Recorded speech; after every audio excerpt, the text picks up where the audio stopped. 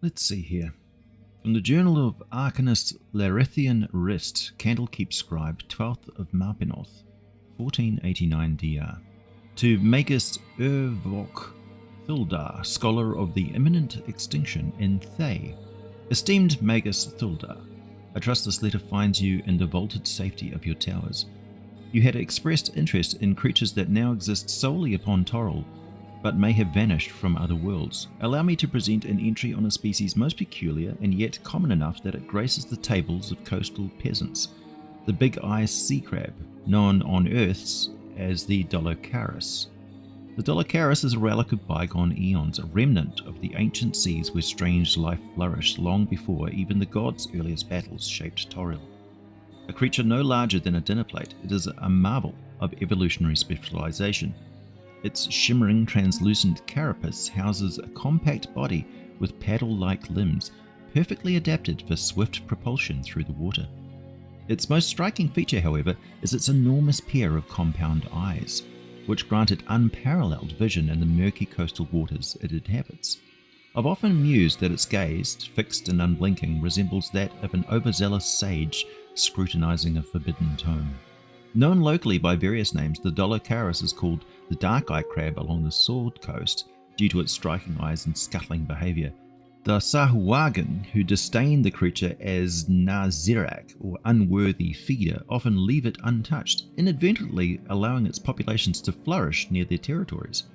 The Dollocaris feeds primarily on plankton, using fine bristles on its limbs to sift sustenance from the water. Though they are non-aggressive and entirely harmless to humanoids, they exhibit a curious skittishness, darting into sand or coral crevices at the slightest disturbance. In the swamps of Cholt, they are sometimes called ghost paddlers for their ability to vanish into the murk in the blink of an eye.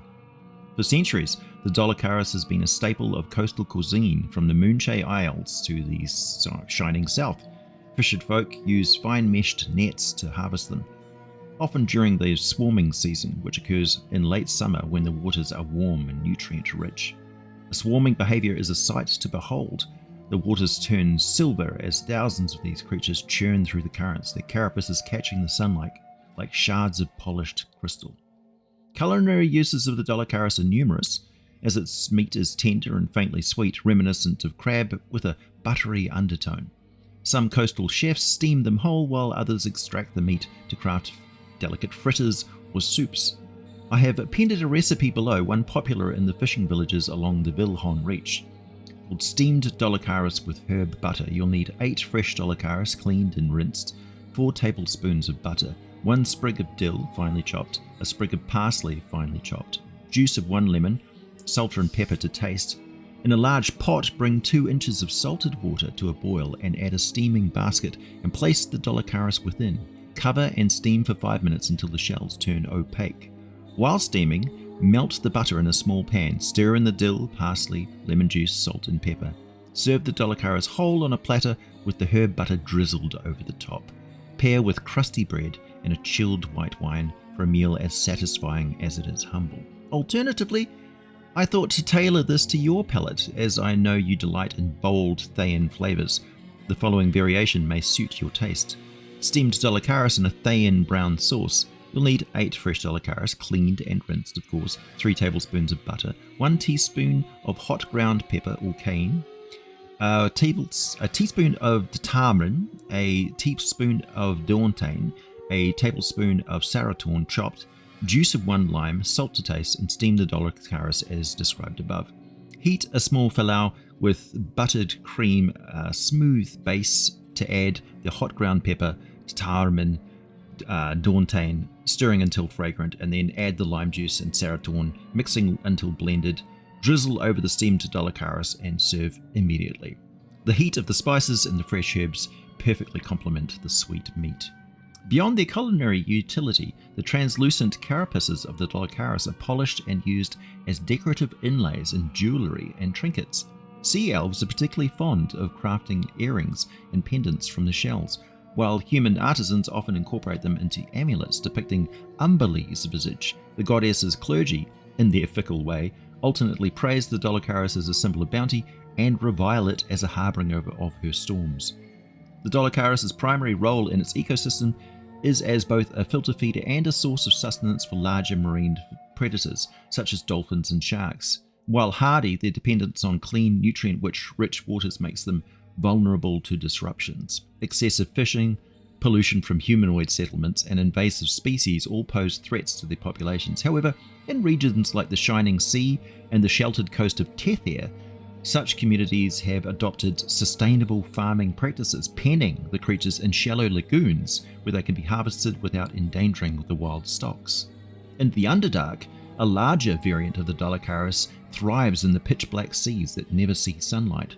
These ebon-eyed Dollocaris are prized by deep gnomes for their carapaces and, more intriguingly, their eyes. The eyes of the Underdark Dollocaris contain an alchemical property that, when distilled properly, can be used in potions granting dark vision. This has made the creature heavily sought after by Underdark alchemists and surface traders alike, though over-harvesting poses a danger to these limited populations. The Sahuagin, ever prone to odd superstitions, regard the Dollocaris with disdain, as I mentioned, considering them unworthy prey. This disdain paradoxically has allowed schools of creatures to flourish all around Sahuagin territories, a warning sign, where they go largely unmolested. Conversely, the deep gnomes of Blending Stone harvest the Underdark kin for their own alchemical eyes and shells, carving those intricate patterns into them for trade with surface merchants. I've seen some fine examples. This has led to some coastal sages to view the Dollocaris as a symbol of interconnection between the deep and the surface realms. In studying the Dollocaris, I'm reminded of Torral's remarkable capacity to preserve fragments of the past. Creatures like this, so alien yet so commonplace, serve as living reminders of the vast seas that existed before the realms even were dreamt up by the gods. I hope this account satisfies your scholarly curiosity, and I await your own insights into the marine life of other worlds.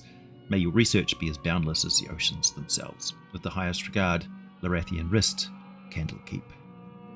A relative of the horseshoe crab, the Dollocaris, or big eye sea crab, is not really a member of the crab species, but more closely related to the scorpion. However, unlike the horseshoe crab, they are much more readily eatable catch and don't have the rubbery and often toxic meat of that species. Rather, they have a delicate, creamy flesh more akin to a mud crab. They also don't carry thousands of eggs like the horseshoe crabs do, releasing them soon after breeding season begins in a mass spawning swarm in shallow coastal reefs where the millions of eggs are mostly consumed by fish and other crustaceans. So you'll only find those eggs available from those that are penned and farmed by coastal people in Tether, where they make a smoky paste of it, extremely pungent and highly valued in markets of Kalimshan. Just be very careful to make sure it's authentic and safe to eat when you do find it. Each of the big eye scarabs is about hand-sized, still twice the size of the extinct Earth equivalent, and only a third the size of the large Underdark variety, whose flesh is traded in such markets as Skullport, located well beneath Waterdeep. While crab cakes are common along the Sword Coast, these are made from beach-loving paddle crabs and common red or blue-shell rock crabs found all along the rough coast, and are caught in pots right off the ocean cliffs beneath Candlekeep. For information on the cuisine and some local specialties found in the land of Thay, be sure to pick up a copy of Thay, the Land of the Red Wizards on the DM's Guild and Drive-Thru RPG, written by Ed Greenwood, Alex Kamer, and Alan Patrick. It contains a wealth of rich lore that really brings the region to life and right up to date with modern realms. A standout feature is such little details as Thayan street food, including the human palm-sized ladybug-looking talang beetle that are fried and spiced in a variety of ways, eaten with much pleasure by high and lowborn alike. On Earth, when looking at this prehistoric critter, the first thing that catches your attention about the Dollocaris is its eyes, of course. These weren't just your average arthropod peepers. They were enormous compound eyes packed with thousands of lenses. Such visual equipment would have given it exceptional eyesight, perhaps rivaling that of modern insects like the dragonflies. These big round eyes suggest Dollocaris was a sharp-sighted hunter, able to spot their prey in dim underwater environments where light was scarce. You can always picture it hovering in the water, scanning for movement like an aquatic sniper, waiting for the perfect shot. It's amazing that fossils of the Dollocaris are so well preserved in areas of France that tiny microstructures of the compound eyes can still be studied. The rest of the animal was almost comically understated compared to those eyes, Its body, encased in a bivalve carapace, was compact and streamlined, offering protection and making it a tidy little package. Beneath that protective shell were multiple appendages, delicate yet functional, helping it swim with agility and snag small prey, such as plankton or other tiny marine critters. It's thought that Dollocaris was either an active predator or perhaps an ambush hunter, relying on its incredible eyesight to detect and capture its meals. Living during the Jurassic period, about 160 million years ago, Dollocaris called the shallow marine waters home. The world it inhabited was bustling with wildlife, ammonites spiraling gracefully through the currents, marine reptiles patrolling the depths, and countless other crustaceans scuttling along the seafloor. In Dungeons & Dragons, and using the Forgotten Realms, we can bring these creatures back to life and imagine a world where they are relatively commonplace, with things as mundane as cooking recipes or as exotic as special alchemical concoctions derived from their unique body parts. Thanks for listening. My name is AJ Pickett, aka Pickaroon, the Lawkeeper of Candlekeep and the High Hand Spire. As always, I'll be back with more for you very soon.